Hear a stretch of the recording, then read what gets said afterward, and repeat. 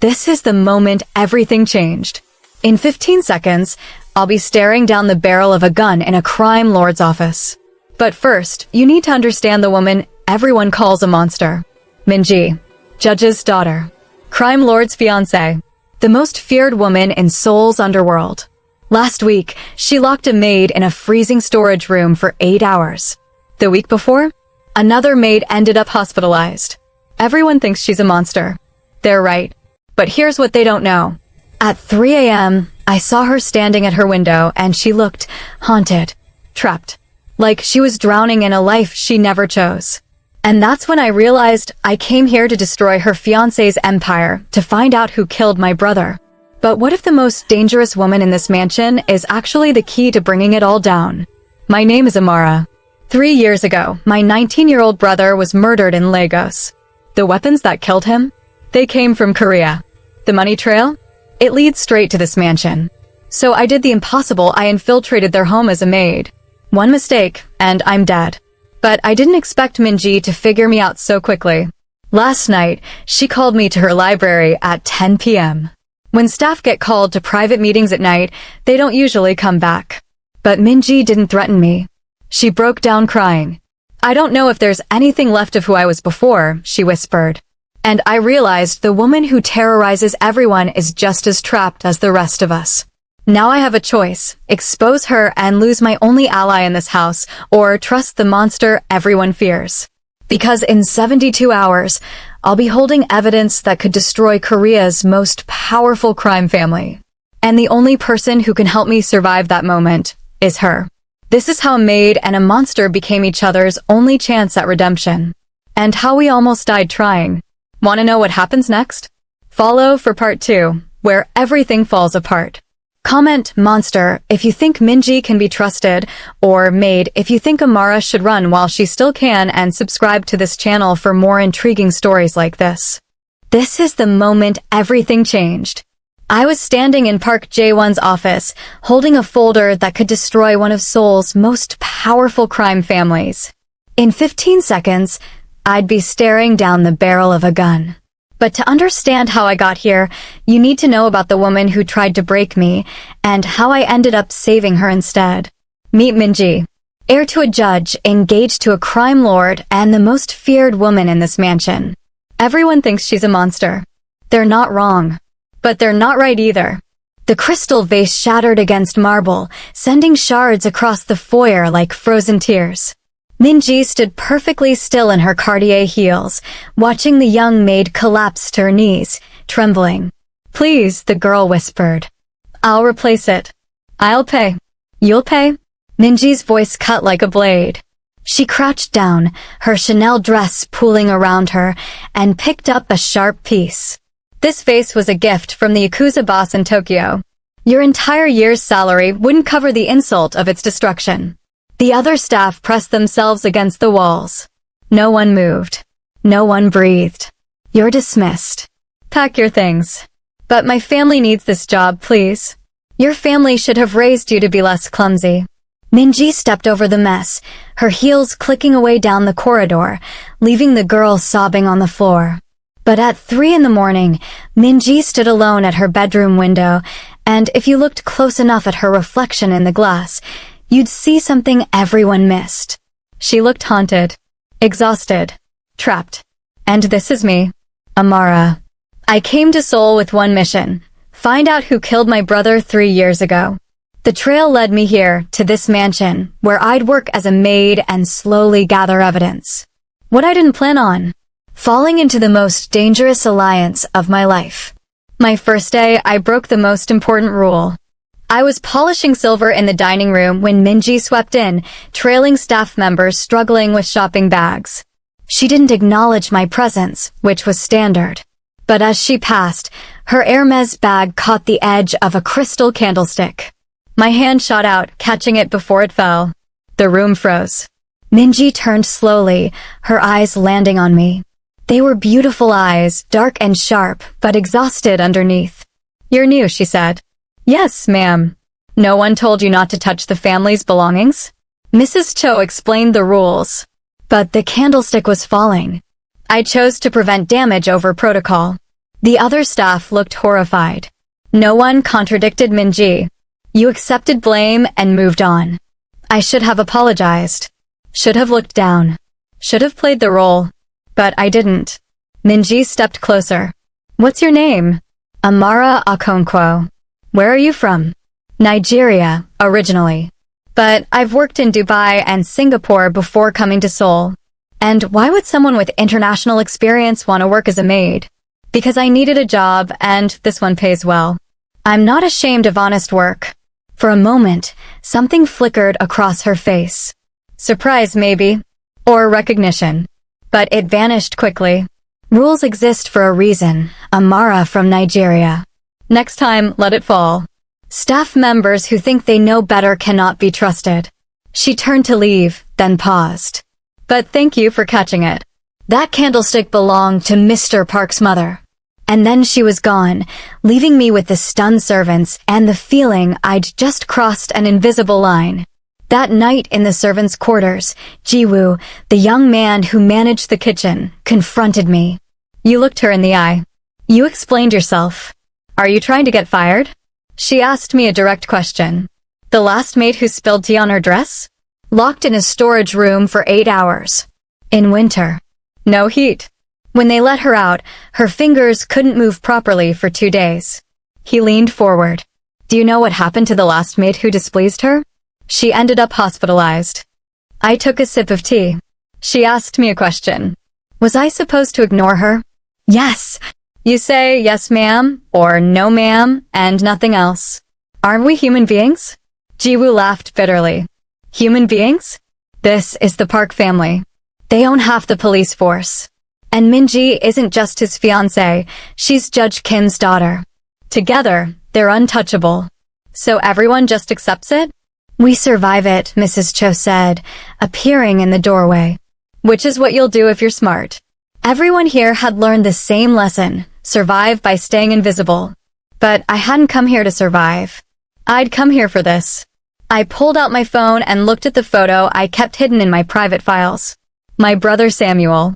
19 years old when a gang war over weapon shipments killed him in Lagos. The weapons came from Korea.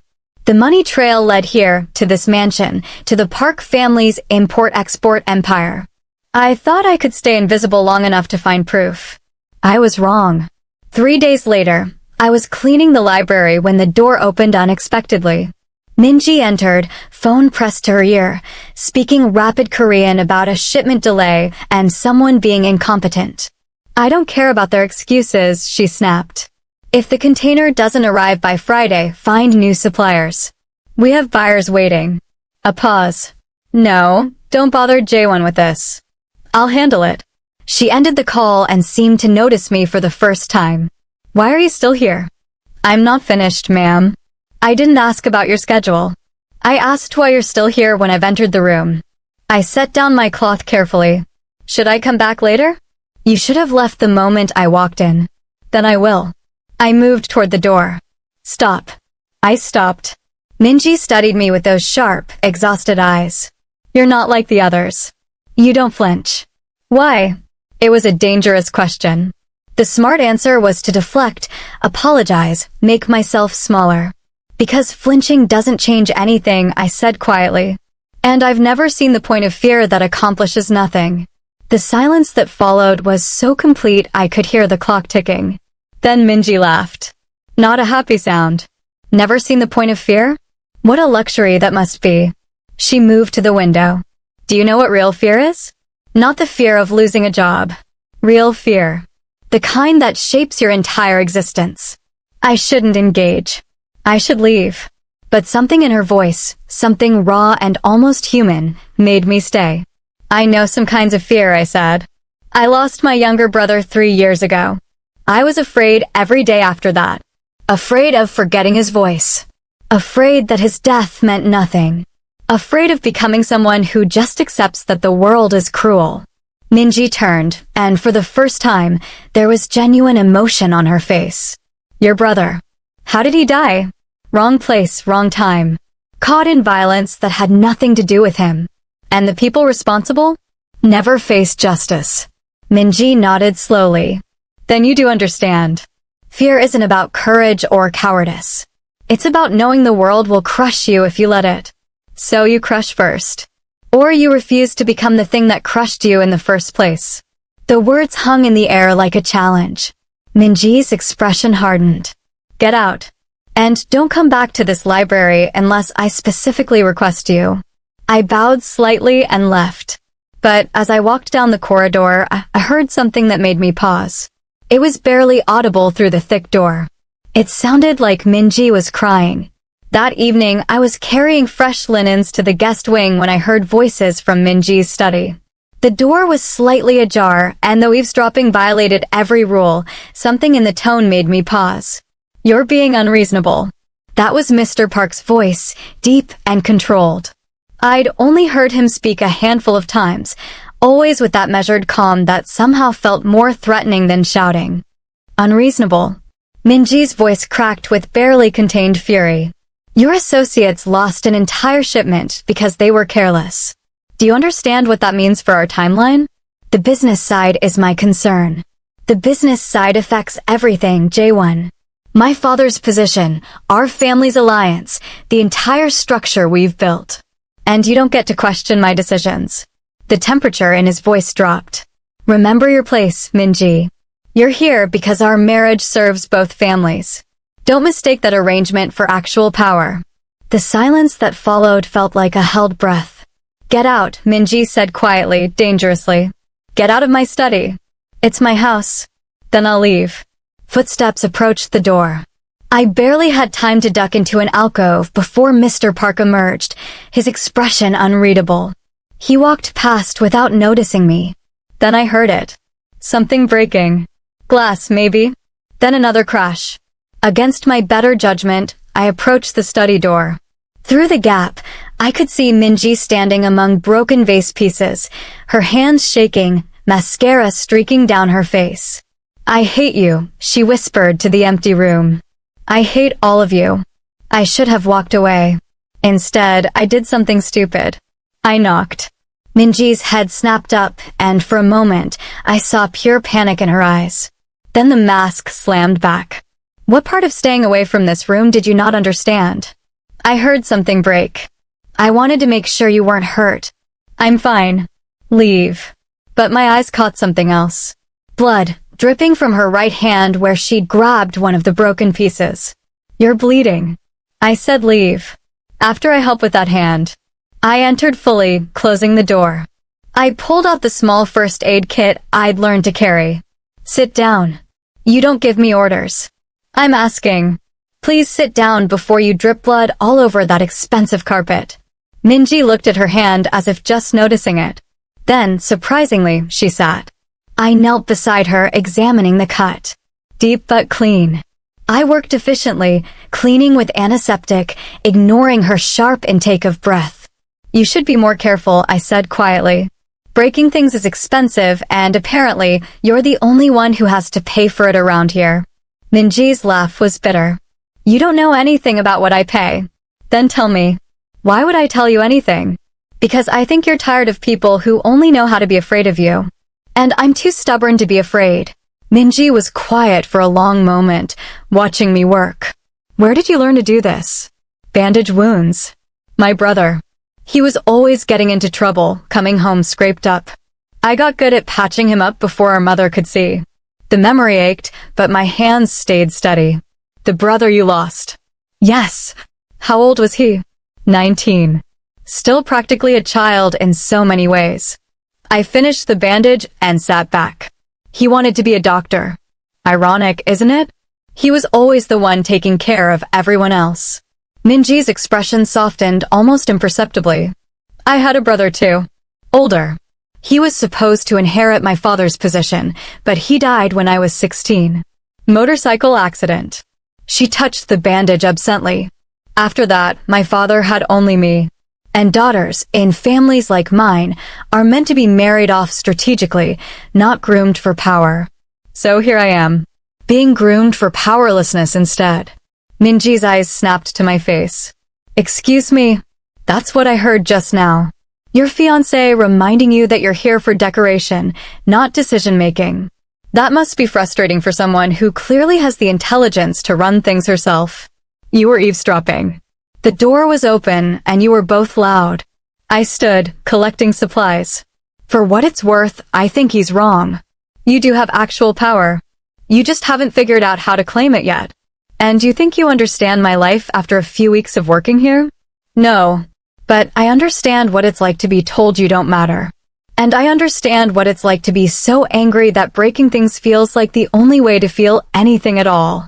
I moved toward the door, then paused. The difference is, I decided to do something about it instead of just breaking things. Like what? Coming to work in a mafia household? That's your grand rebellion. I turned back, and this time, there was something harder in my eyes. Like finding out who killed my brother and making sure they face consequences, even if I have to create those consequences myself. The confession hung in the air between us. Minji stood slowly. That's a dangerous thing to admit to me. Only if you care enough to do something about it. And I don't think you do. I opened the door. Good night, Miss Minji. Try to get some sleep. I left before she could respond, but I felt those sharp eyes following me all the way down the corridor.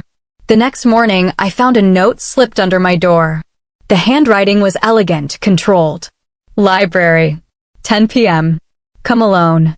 MJ. Jiwoo noticed it when it slipped from my pocket during breakfast prep. What's that? He asked, reaching for it. I snatched it back. Nothing. That's Miss Minji's stationery. His eyes widened. What did you do? Apparently, I've been summoned. To the library? At night? Jiwoo paled. Amara, when staff get called to private meetings at night, they don't usually come back. Or they come back packing their things. Then I guess I'll find out which one applies to me. This isn't a joke. I didn't come here to be safe, I said quietly. 48 hours after Minji figured out why I was really here, she did something I never expected. She invited me into the one place that could get us both killed. At exactly 10 p.m., I stood outside the library door. I'd changed from my uniform into simple black pants and a sweater, unwilling to meet Minji as a servant this time. Whatever this conversation was going to be, it needed to be between two people, not mistress and maid. I knocked once. Enter. The library was dimly lit, just a few lamps casting warm pools of light. Minji sat in a leather chair by the window, a glass of whiskey in her unbandaged hand. She changed too, out of her designer armor and into a simple silk robe. She looked younger like this. Vulnerable. So let me understand this correctly, Minji said without preamble. You infiltrated my home, lied about your qualifications, and you're planning to expose my fiancé's criminal empire. That's either incredibly brave or impossibly stupid. Probably both. Minji gestured to the chair across from her. Sit. I sat, but didn't reach for the whiskey bottle. I want to understand you, Minji continued. You're not afraid of me. You're educated, clearly intelligent, and you speak multiple languages fluently. Yet you chose to work as a maid in a household you must know is connected to organized crime. Why? I told you. I needed a job. Don't insult my intelligence with lies, Amara. We're past that now. Minji leaned forward. You said you came here to find out who killed your brother and make them face consequences. Did you mean that? I held her gaze. Every word. And you think someone in this house is connected to his death? It wasn't a question. I'd underestimated how sharp Minji really was. Yes. Who? I don't know yet. That's why I'm here. I decided honesty was the only path forward. 3 years ago, my brother was killed in Lagos during a conflict over shipping routes. The investigation traced money back to a Korean company. That company has ties to this family's import-export business. I've spent 3 years learning Korean, studying this organization, and positioning myself to get inside. To find proof. Minji was silent for a long time. Then she did something I never expected. She laughed. Not bitter, but something that sounded almost like genuine amusement mixed with exhaustion. You came here as a spy. To infiltrate my home and expose my fiancé's criminal empire. That's either incredibly brave or impossibly stupid. You already said that. Because I'm still processing it. Minji stood and walked to the window. Outside, Rain had started to fall. Do you know what real fear is? Not the fear of losing a job. Real fear. The kind that shapes your entire existence. I waited. When I was 19, your brother's age, my father arranged my engagement to Jaewon. My older brother had just died. I was the only card my father had left to play. She touched the glass with her fingertips. I learned very quickly that the only way to survive in this world was to be harder than everyone else. Crueler. More willing to do terrible things. Because the moment you show weakness, they destroy you. Is that what you really believe? That cruelty is the only option. Minji turned. What else is there? Courage. The kind that doesn't come from hurting others, but from refusing to let the world make you into something you hate. I stood as well. You asked why I'm not afraid of you. It's because I see what you're hiding. You're not cruel because you want to be. You're cruel because you think it's the only way to protect yourself. And you think you can just save me? Fix me with your wisdom and moral superiority. No. I think you can save yourself if you stop being afraid of what that might cost. The cost? Minji's voice rose. The cost is everything. If I show weakness, my father will be disgraced. Jaewon will replace me. The families that rely on our alliance will suffer. I hold things together by being exactly what everyone expects me to be. A monster. Minji flinched. A leader. Those don't have to be the same thing. I stepped closer. What if there's another way? What if you used your position not to maintain the system, but to change it from the inside? Change it. Minji laughed, but this time it was pure despair. This system has existed for generations. It's bigger than me, bigger than any single person. You can't change it. You can only survive it or be crushed by it. My brother thought he couldn't change things either.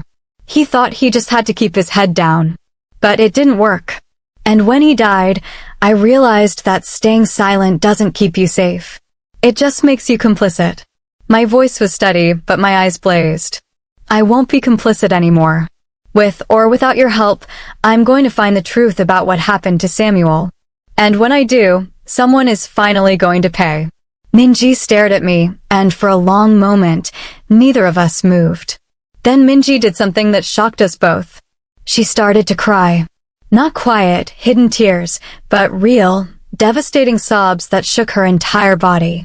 She sank back into the chair, covering her face with her hands, and let years of carefully controlled emotion pour out. I hesitated, then knelt beside the chair.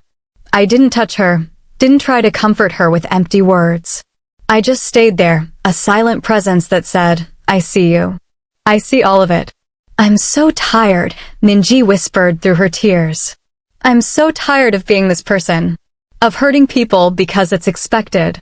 Of watching myself become exactly what I swore I'd never be. She looked up, her makeup smeared, all pretense gone. I don't know how to be anything else anymore.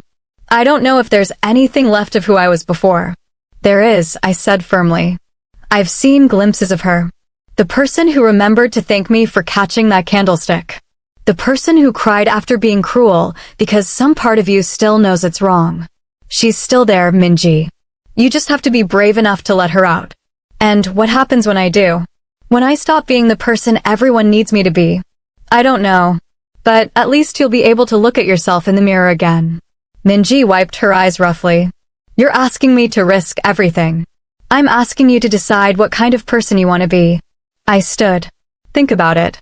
And if you decide you want to help me find the truth about the shipping operation, we'll figure it out together. And if I don't, then I'll do it alone. But either way, I'm not stopping. I moved toward the door, but Minji's voice stopped me. The shipping manifests. The ones that would show what routes were active 3 years ago, what was being transported, who was running operations in West Africa. Minji's voice was barely audible. They're in Jaewon's private office. 3rd floor, East Wing. He keeps hard copies because he doesn't trust digital records. I turned slowly. Why are you telling me this? Because maybe I'm tired of being complicit too. Minji stood, wiping the last traces of tears. The vulnerability was already being tucked away, but not completely. Something had shifted. But if you get caught, I can't protect you. And if anyone finds out I helped you, we're both dead. Do you understand? I understand. Then be careful. And Amara, Minji's voice caught. Thank you for seeing me as something other than what everyone else sees. I nodded once, then slipped out into the darkened corridor. Behind me, Minji returned to the window, watching the rain. For the first time in years, she felt something other than numbness or rage. She felt hope, and that terrified her more than anything else ever had.